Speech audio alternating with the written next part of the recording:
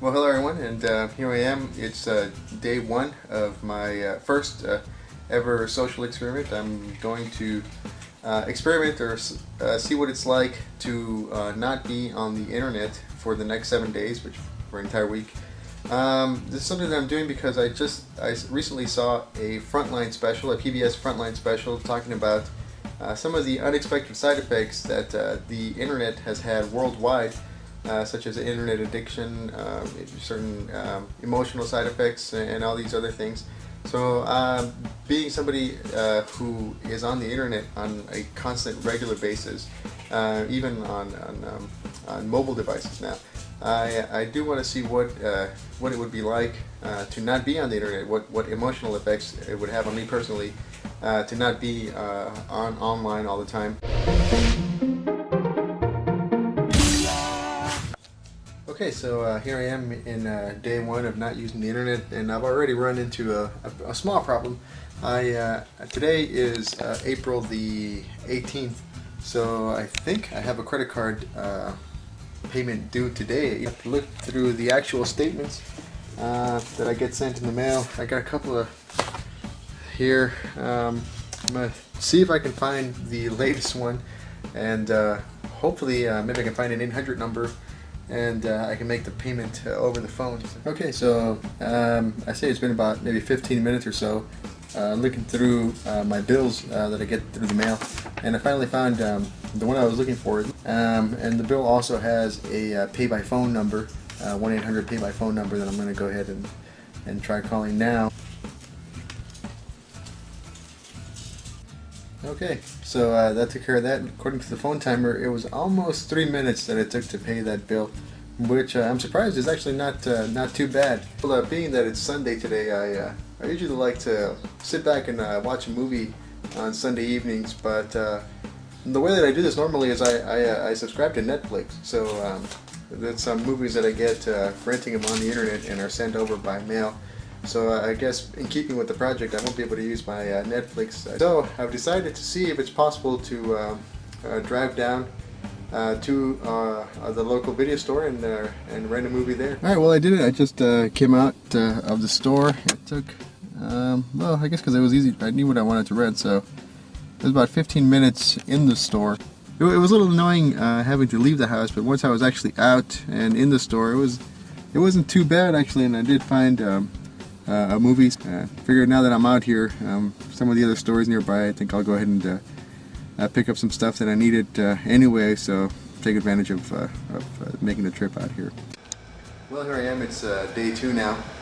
One of the things I like to do right before I get started or dive right into work, checking emails and type and all that stuff, I like to just very briefly read the headline news on the internet, whatever website, sometimes right off of the Yahoo page.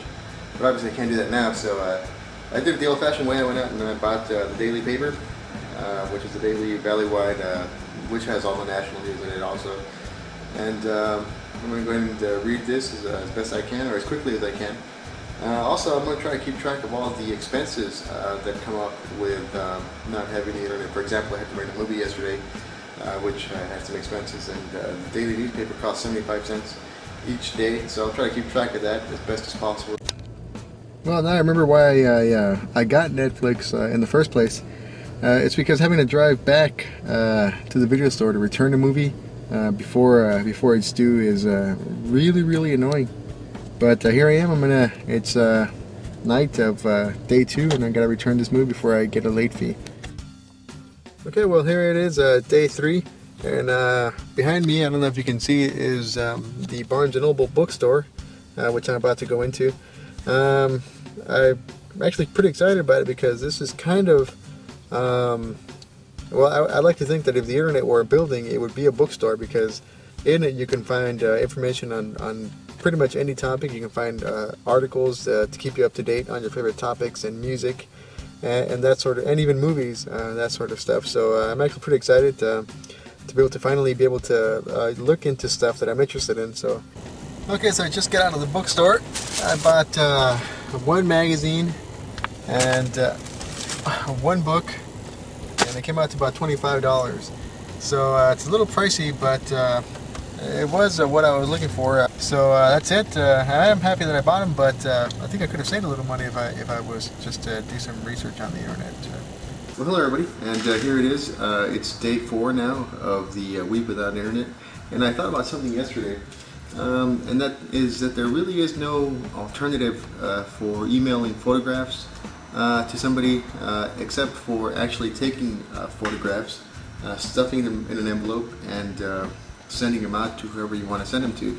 Something that is obviously a lot more expensive and could actually take several days to get there. The same is true with videos. If you want to send somebody a video, you would actually have to burn it onto a DVD. But I also think to myself, well, maybe whoever I send the pictures to or the video to, them knowing that I actually took the time to get them ready, put them in an envelope, write address, pay for shipping, that might make the photographs and the videos be appreciated a lot more. So it's kind of a give and take here, especially here at work.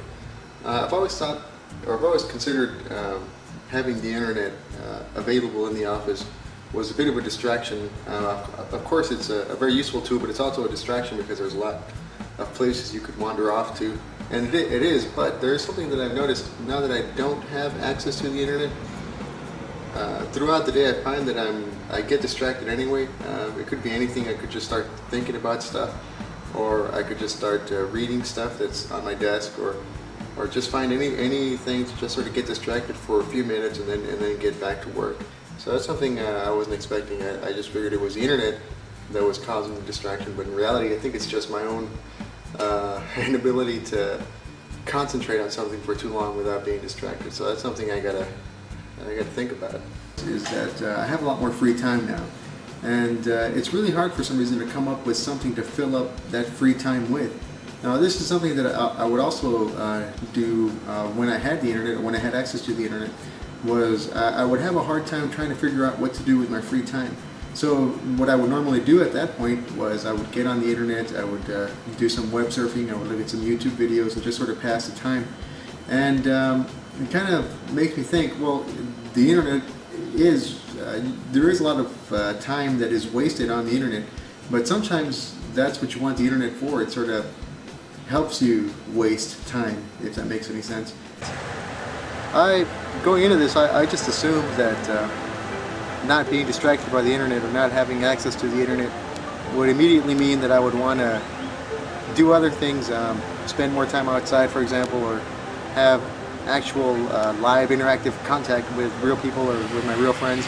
Just not having the internet isn't enough of a motivation. If there's any parents watching this, simply just telling your kids to get off the internet and go play outside isn't enough. You really do have to sort of be very specific as to tell them what to do. And I have to say, I am starting to feel it. I am starting to feel that there's a big party going on somewhere. All my friends are there and I wasn't invited. Also, it feels like nobody really seems to notice that I'm not there. It's an interesting feeling. I wasn't expecting this. I went to go rent a movie today, another movie, and the place where I rented it last time, the Blockbuster, turned out, to my surprise, it had shut down, and it was all gone, and the whole place was emptied out. And I'm sure this is mainly because of the economy, but I'm sure it didn't help that bootlegging of DVDs or bootlegged DVDs is pretty popular in this area. I was invited to a barbecue slash party last night, and I had a good time, but I did notice that it took a bit of an effort for me to want to go. For the last couple of years, it has been getting harder and harder to be a part of large social get-togethers and gatherings, and I'm not blaming the internet for this, but I'm wondering if it has something to do with that also. And I guess what I've learned overall in this week is, first of all, I did gain a better appreciation for the older, more traditional mediums such as television, magazines, and books, and other things. The internet, of course, is a faster and cheaper alternative to all of these things. But cheaper and faster isn't always better. There's fast food, and of course there's homemade meals, and it is possible to maintain a balance in these things. There is a sense of accomplishment that comes from the older mediums. I mean, you do get a sense of accomplishment when you finish reading a newspaper article or a magazine article or a book. Starting this experiment, the first few days were just filled with minor annoyances, but it was later in the experiment that I started feeling the more significant emotional effects, such as loneliness, depression, anxiety. Not full-blown, but sort of the seedlings of these effects were definitely there, and I could see them getting worse if I were to spend a longer amount of time away from the internet. So that's what this week was like. I hope this was helpful. I do plan on making more of these social experiments, so if you feel like leaving comments, suggestions, or advice, you can do so. And thanks for checking out, and stay tuned for the next few experiments.